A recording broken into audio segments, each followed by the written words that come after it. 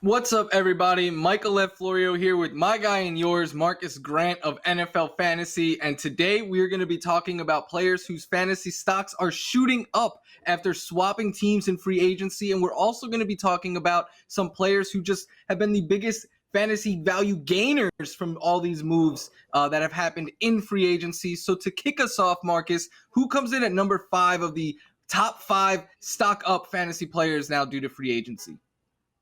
I'm going to go with Marvin Jones Jr. And I shout out to you for pointing out that the Jacksonville Jaguars have put together the all-junior receiving core, along there with DJ Chark Jr. and Laviska Shenault Jr. But look, I don't think that necessarily Marvin Jones is going to suddenly morph into a wide receiver 2 or anything like that. But I do like him sort of getting away from this Lions offense. I'm worried about what happens when you are a wide receiver playing with Jared Goff. Unless you are somehow really great after the catch, like a Robert Woods or a Cooper Kupp, you potentially could struggle with a guy who's not going to push the ball down the field. I don't see that being a problem in Jacksonville. I expect this Jaguars offense with Trevor Lawrence to be more wide open, be a little bit more vertical, and hopefully that means that we see some more air yards and some more downfield targets from Marvin Jones than what he probably would have seen had he stayed in Detroit this year. Yeah, I completely agree. I don't think Goff would have been the right quarterback for him at all. I'm excited what he could do in Jacksonville, and I just continue to think that he is a great best ball pick every single year. But Marcus, who comes in for you at number 4? My number 4 is John Brown, who left the desert in Phoenix to go back to Buffalo. And now, I know there were some stops in between there, but now he comes back from Buffalo to the desert in Las Vegas to join the Raiders. And we thought going into last year that Henry Ruggs was going to be the deep threat, the field stretcher in this offense. That didn't turn out to be the case. Instead, it was Nelson Aguilar. Aguilar is gone to New England, and now you've got John Brown, who we know can be a lid lifter on a defense. Derek Carr looked like he was more willing to throw the ball downfield last year, which is something we had always wanted from him. Now you add a veteran presence that we know can be a playmaker like John Brown, and I think his value goes up, especially because I think there are more targets for him to be had there in Las Vegas than he would have seen playing behind Stephon Diggs in Buffalo. Yeah, I agree with this one as well. I think he would have been buried down the depth chart in Buffalo, but now he has a chance to compete to win that Nelson Aguilar role job. And we know that John Gruden loves veterans, so I wouldn't be surprised if he is the leg up right now on Henry Ruggs, despite him being a first-round pick last year. But let's keep going, Marcus. Who comes in at number 3? Number 3 for me is Corey Davis, fresh off his big breakout season with the Tennessee Titans. Now he moves north and goes to the New York Jets. Look, I know we're still trying to figure out what this Jets offense is going to be, who the quarterback is going to be at this point. But what I do like for Davis is that he gets out underneath the shadow of A.J. Brown, and now he has a chance to establish himself as a wide receiver 1 in an offense. I know that didn't really work out for him early in his career, but we're talking about a guy who has some more experience and who showed last year that he could go out and make plays. So just on the target share alone, I sort of like what Davis brings. Again, who knows what happens with the quarterback situation. That could change how we feel about it, but just the opportunity on its face is good news for Corey Davis. Yeah, this is another one I'm feeling pretty good about. He had a 20% target share last year on the Titans, and I expect that to be at least 20% as the new Jets number 1 wide receiver. My only concern with Corey Davis is he a true number 1 wide receiver? We know he struggled with that early in his career, but I'm excited to see if he can do better now given the second opportunity with more experience like you mentioned. So far, we've had 3 veteran wide receivers who have switched teams. Is that trend going to continue at number 2? It will not. We're going to go with the tight end at number 2, and it's Gerald Everett, who leaves the Rams but stays in the division and goes to the Seattle Seahawks. Recently, the Seahawks have sort of been where veteran tight ends sort of go to die in a way. I mean, you had Jimmy Graham, who really didn't do much of anything in Seattle. You had Greg Olsen, who sort of ended his career there in Seattle. Gerald Everett right now is much younger than those players were when they got to the Seahawks. One thing we have seen, though, over the last few years, yes, we know that Tyler Lockett and DK Metcalf are going to get targets, but Russ also likes throwing to the tight end, especially when they get down near the end zone. It's a reason we tried to kind of hang our hats on Will Dissly on occasion before he got injured. So I think Gerald Everett is still a dynamic, athletic, playmaking tight end, and now he gets in a situation where I think there are some more targets potentially coming. We're always thirsty for tight ends, so maybe this is one more we can put on the board and hope that things work out for him.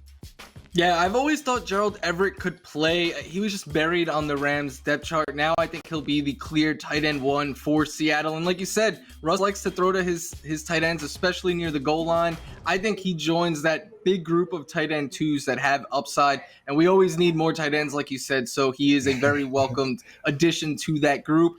And now the moment that everyone has been waiting for, Marcus, who is the biggest gainer from free agency so far? Right now, it's going to be Curtis Samuel for me. I mean, first off, he gets out of Carolina, and it was nice to see the Panthers figure out a way to use him last year, kind of as a dual threat guy, a receiver and a running back.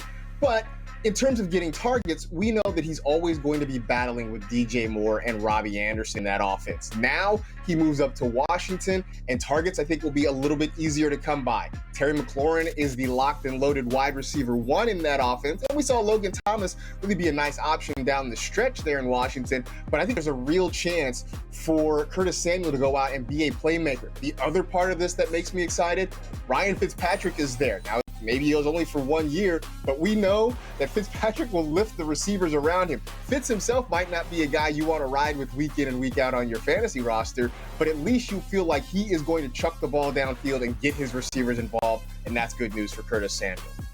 Yeah, I'm in complete agreement with you on this one. He, I think, is the clear-cut number 2 target in this offense, and we know that Ryan Fitzpatrick will lock in on his top targets and really throw them the ball a lot. And they invested a lot in Curtis Samuel, so I expect him to be a big part of that offense, maybe even a little bit out of the backfield as well. But Marcus, one player that was not on your list, a big-name player who made a big splash in the 2020 fantasy season, it was Will Fuller. And his season ended with a suspension, and he's going to miss week 1 due to that suspension. But when he does suit up this year, it will be for the Miami Dolphins. How are you feeling about Will Fuller in teal and orange? I feel like it's a good move for the Dolphins, but it doesn't excite me for fantasy. I mean, we loved the combination of Will Fuller and Deshaun Watson. He was really proven to be a field stretcher and a big play guy. He and Deshaun Watson just seemed like an automatic touchdown at least once a week when they were playing together. We have not seen Tua Tagovailoa be that kind of quarterback that's going to push the ball downfield. He was not big when it came to intended air yards this past year. Maybe it's something he can shake off, and maybe it's something he can sort of grow into in year 2. But at least right now, this doesn't bode well for Will Fuller. Maybe the Dolphins can figure out another way to unlock parts of his game that we haven't seen yet. But I just still wanted the idea of him being a big play threat, a guy that you knew could catch the long ball and get in the end zone with it. I feel like those touchdown opportunities especially are going to be a little bit harder to come by now that he's with the Dolphins. Yeah, I agree with pretty much everything you said there. I think he's a much better fit for the Dolphins in real life. They needed a wide receiver that could be a downfield threat and create separation. The only thing is, across the board, Tua Tagovailoa struggled as a deep ball thrower and was nowhere near as good as Deshaun Watson. And even if Tua gets better and starts to live up to expectations, he's a downgrade on the quarterback from Deshaun Watson. Just Watson is good. So I agree with you. Fuller was someone I loved for fantasy last year, but I'm definitely souring on him with the Dolphins a little bit right now. You've got a list here, right? So I want to get your list. It's top 5 guys who benefited from the moves their teams made in free agency. So, I mean, I had the guys who are changing teams. You got the guys who mostly sort of stayed put. Want to kind of pick your brain on this. Who is your number 5? Who ends up getting a bounce from what his team did around him? I think it's easily Cam Newton. He had to have made this list. I mean, the Patriots went out and signed Hunter Henry, Jonnu Smith, Nelson Aguilar, and Kendrick Bourne, so that greatly improves the weapons around Cam Newton. And last season, everything that could have went wrong for Cam really did. He signed very late in the summer. He had COVID in mid-season that he had to deal with and then recover from, and the lack of weapons around him. So increased weapons. And despite all that went wrong last year, he was still useful in fantasy because he had the most rushing touchdowns by any quarterback and the 3rd most rushing yards. So I don't think he's a QB1. I have him more as a QB2. I think he's also in play in best ball. Marcus, how are you feeling about the guy that you dressed up as for Halloween? I feel better about him than I did, at the end of the year, because as you mentioned, they have taken one excuse away from Cam, and that was last year the Patriots easily had the worst wide receiver core in the league. Now, look, I think it's not spectacular, but it is not the worst anymore. And so you have that. The weird part about it is I don't necessarily love any of those pieces around him individually for fantasy. I mean, I think Jonnu Smith and Hunter Henry will sort of cannibalize each other. Nelson Aguilar is nice, but not necessarily a weekly guy you can count on. Kendrick Bourne, I think, is a depth add. But I think 10 together, they do a lot to make me feel a little bit more confident about Cam Newton. So, all right, so that was your number 5. Who's your number 4 guy? For me, it is James Robinson, and nothing really changed with Robinson, but we both expected the Jaguars to go out and sign a running back or draft a running back, bring someone in to be a complementary piece to James Robinson. And they did go out and sign Carlos Hyde, who is clearly a backup at this stage in his career, and in my opinion, doesn't offer a real threat to steal work away from James Robinson. I still expect Robinson to be utilized a lot on the ground. I think he'll be the go-to pass catching receiver there and used in the red zone. Last year, though, he had 87% of the touches in the games that he played, averaging nearly 21 per game. That just wasn't sustainable, and it wasn't going to happen. But Urban Meyer has said that they want to build the running back room around James Robinson, and bringing in a veteran like Carlos Hyde, to me, only backs that statement up. And Marcus, you were the one who really pointed out to me that, hey, everything went right for James Robinson in 2020. Someone else is going to be in this backfield. How are you feeling about him now that they've signed Carlos Hyde? I'm with you. I'm surprised. I really thought they were going to bring somebody in that you felt like could take some more touches away. This feels like Carlos Hyde is sort of almost a break glass in case of emergency, right? I mean, if they decide they want to load up Robinson with touches again, just in the event that maybe something happens, you don't want to wish injury, but you do have to sort of prepare for it. And it feels like that's sort of what this Carlos Hyde signing is. They're just preparing in case something happens to James Robinson. But right now, it looks like the pathway is clear for him to once again be the workhorse back in this Jacksonville offense. So that's exciting. And I think it sort of keeps him very much in the realm of possibilities in like the second round in a lot of fantasy drafts this year. So that was number 4. Number 3, where are you going for this one?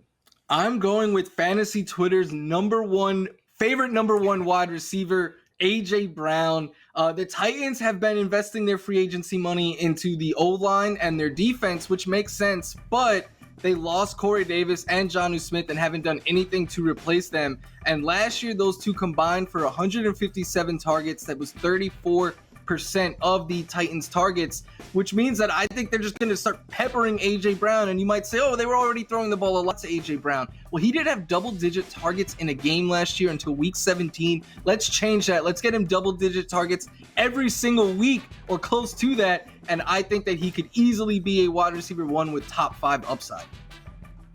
Absolutely can, and especially now that there is no Corey Davis across from him, that there is no Jonnu Smith in this offense. Suddenly, you're looking at, well, where else does football go? We know Derrick Henry's not going to be a big-time pass catcher. That just has never been him. So it does look like a ton of targets are incoming for A.J. Brown, which is really great news. I mean, his rookie year, we were sort of amazed at how efficient he was. The efficiency probably is going to go down, but the opportunities are going to go up. So I do think A.J. Brown, at least as we sit here and talk right now, he really got a boost from everything happening around him in free agency there in Tennessee. All right, so far you've given us a quarterback, a running back, and a wide receiver. Are we going to see possibly a tight end at number 2? Where are you going to go? No tight end, sadly, not yet. I'm going to go, though, with my guy. You can see his bobblehead behind me. It's Austin Ekeler. I loved Austin Ekeler last year, and I think I'm going to like him even more in 2021. The Chargers went out in free agency, and they signed maybe the best center in football in Corey Linsley, and then they signed guard/tackle Matt Filer, and I think both of those help improve a bottom 10 offensive line that is only going to help Austin Ekeler as a runner and in the passing game, because let's not forget, from week 2 on, when Justin Herbert became the starter, Austin Ekeler led all running backs in targets and catches per game, and I think he really has top 5 running back upside as long as they give him the goal line work, and I think I would start to consider drafting him as soon as the middle of the first round. So Marcus, am I too bullish here, or do you need to talk me off the ledge, or do you agree? I don't think I have to talk you off the ledge. I do think there should be a big market for Austin Ekeler in the first round of a lot of drafts. And I remember, this time last year, I guess it was a little bit later, but after the draft last year, when Joshua Kelly got picked, everybody was like, well, what does this mean? Do we have to back off of Austin Ekeler? Is Joshua Kelly coming for his gig? And it turned out that, midway through the year, Kelly had sort of fizzled out and we weren't talking about him anymore. And this was fully Austin Ekeler's backfield. And now they've got a quarterback in Justin Herbert that they know can sort of open up the field by pushing it down. So I'm very excited about Austin Ekeler. I do think he's going to be a first round pick. And if that doesn't solidify it, I don't know, all those muscle shots he's putting out there on social media has got to get everybody fired up for his potential this year. So that looks great for him. All right, so we're down to 4. One left. Who is your number one player who benefited from the moves around him in free agency? The number one player, I think, for same as your list, we have to have like the pointing Spider-Man gift, because for me, it is Curtis Samuel's teammate, Terry McLaurin. I mean, the move from Ryan Fitzpatrick, who I anticipate will be the starter there in Washington, I think is great for Terry McLaurin. Last season, Terry McLaurin put up career highs across the board, but none of the quarterbacks really seemed like a great fit for him. All of them were averaging less than 7 air yards per pass attempt. That is not something that Ryan Fitzpatrick is going to do. He has averaged 9 or more in 5 of his last 6 seasons, so he's going to air the ball out. We know that he's going to pepper his number one target with a ton of volume. It's just something that he's done throughout his NFL career, and you see it there. He is not afraid to throw up those YOLO balls. Doesn't matter who is the defender or anything. He will get his number one wide receiver the ball. So I am really bullish about Terry McLaurin. I think he is a wide receiver one now that he has some more help in Curtis Samuel and a quarterback whose skill set really fits his. Marcus, how are you feeling about Terry McLaurin with Fitzpatrick now?